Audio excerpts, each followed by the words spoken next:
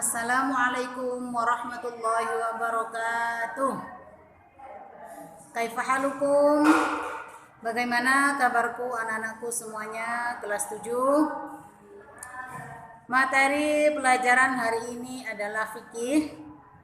Silahkan anak-anakku kalian buka fikih halaman 23 bab 5.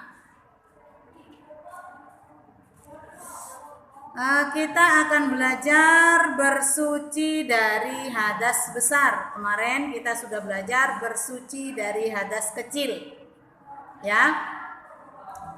Untuk bersuci dari hadas kecil, kemarin kita sudah bahas adalah dengan cara berwudu atau bertayamum. Ya. Sekarang untuk bersuci dari hadas besar, maka kita harus dengan cara mandi. Ya, dengan cara apa? Mandi. Mandi ini yang dinamakan adalah mandi besar. Jadi ada bukan mandi-mandi biasa, tapi namanya nih mandi besar. Ya. Terus kemudian macam-macam mandi. Mandi itu sendiri ada 2 macam. Ada mandi besar yang hukumnya wajib dan ada yang hukumnya sunnah. Kapan mandi besar itu hukumnya wajib? Nah, ini ketika orang itu berhadas besar. Yang di awal kita sudah belajar hadas besar macam-macamnya seperti apa? Seperti habis berhubungan suami istri, keluar mani, kemudian haid, nifas, wiladah, terus meninggal. Itu adalah termasuk macam-macam hadas besar. Maka wajib hukumnya mandi. Jadi mandinya itu dinamakan mandi wajib. Nah, itu ya. Jadi harus mandi. Yang dimaksud mandi di sini itu apa? Adalah meratakan air. Meratakan air pada seluruh anggota tubuh, mulai dari kepala sampai pada kaki. Nah, ini harus kena air semua. Jadi mulai dari kepala sampai kaki. Semuanya harus kena anggota tubuh. Jadi rambut-rambut yang tebal, di sini rambut yang tebal harus disiram.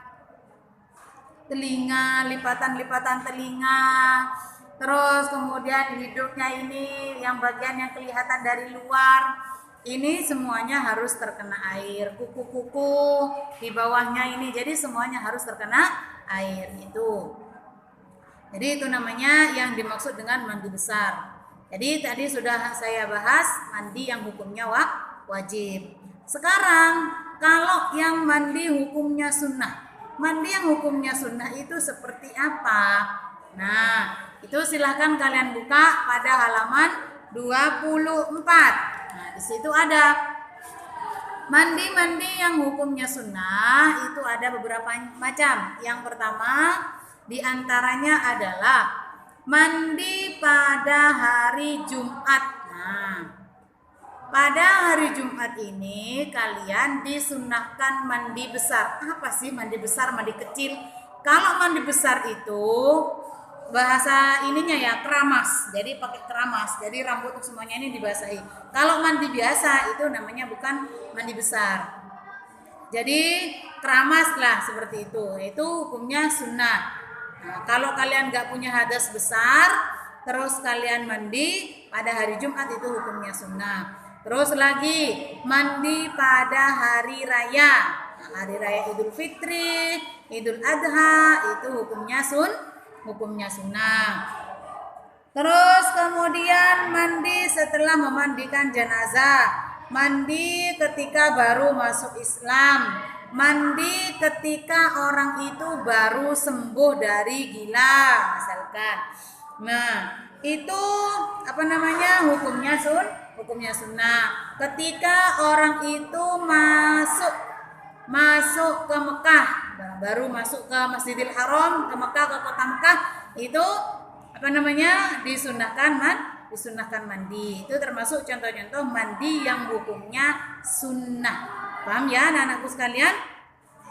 Terus kemudian Mandi yang bagaimanakah? Yang dihukumi mandi yang sah itu bagaimana? Yaitu adalah mandi yang sesuai dengan syarat dan rukunnya. Jadi bukan asal-asal mandi, pokoknya asal nyiram, enggak. Jadi yang pertama rukunnya mandi itu satu adalah niat. Nah, niat ini yang paling penting.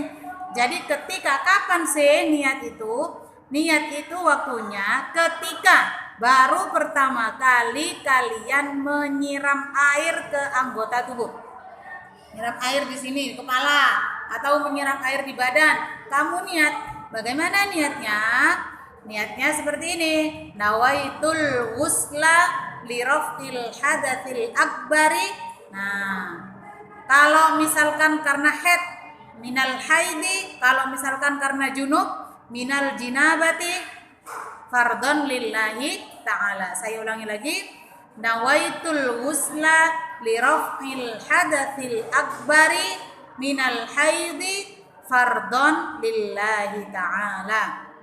Itu niatnya. Jadi harus niat. Kalau misalkan gak hafal, niatnya pakai bahasa Arab gak hafal, boleh pakai bahasa Indonesia, bahasa Jawa, terserah bahasanya kamu sendiri, tapi di dalam hati niatnya. Saya niat mandi besar. Saya niat mandi untuk menghilangkan hadas besar. Hadas besarnya apa? Disebutkan, yaitu karena haid, karena nifas, karena junub. Nah, itu disebutkan. Itu harus pakai niat. Kalau kamu nggak pakai niat, maka mandinya ini sia-sia. Jadi itu nggak sah mandinya, harus diulang lagi. Nah, itu ya, ini yang membedakan mandi biasa dengan mandi besar. Nah, itu di niatnya. Sama, mandi sunnah juga seperti itu. Harus ada niatnya. Saya niat mandi sunnah pada hari Jumat. Nah, itu baru dapat pahala. Kalau kamu cuma keramas, nggak pakai niat, nah itu nanti nggak dapat pahala kesunahan. Ya, jadi seperti itu. Itu yang membedakan. Jadi harus ada niatnya. Seperti tadi. Terus yang kedua, rukunnya mandi itu harus meratakan air ke seluruh tubuh. Makanya digosok-gosok, ketika mandi itu digosok-gosok biar airnya merata ke seluruh tubuh. Jadi ada dua tadi ya. Terus kemudian ada syaratnya mandi. Yang pertama adalah Islam, kemudian tamyiz, mumayyiz itu bisa membedakan mana yang benar dan mana yang salah. Terus menggunakan air yang suci dan mensucikan. Nah, ingat, gak boleh pakai air yang terkena najis. Nah, itu malah bukan menjadi suci, tapi apa? Malah jadi mutanajis. Nah, itu seperti itu ya. Terus tidak dalam keadaan hadas besar. Itu adalah syarat-syaratnya mandi. Terus sunnah-sunnahnya mandi itu sebenarnya sama dengan sunnah-sunnahnya wudhu. Seperti kemarin, yaitu membaca bismillah sebelumnya. Terus kemudian berwudhu, atau kemudian menyegerakan mandi, terus menggosok-gosok seluruh, sambil digosok-gosok biar airnya itu merata, menyela-nyela, di sini menyela-nyela, terus di sini kuku-kuku ini di sela-sela, terus misalkan hidung ini dibenerin,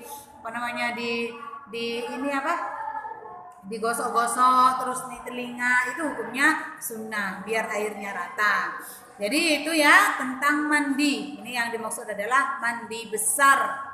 Yaitu saya ulangi lagi seperti tadi, ada macamnya mandi besar yang hukumnya wajib dan ada yang hukumnya sunnah. Ya, sudah itu saja. Untuk tugasnya silahkan kalian kerjakan di situ pada halaman 24 sampai 25.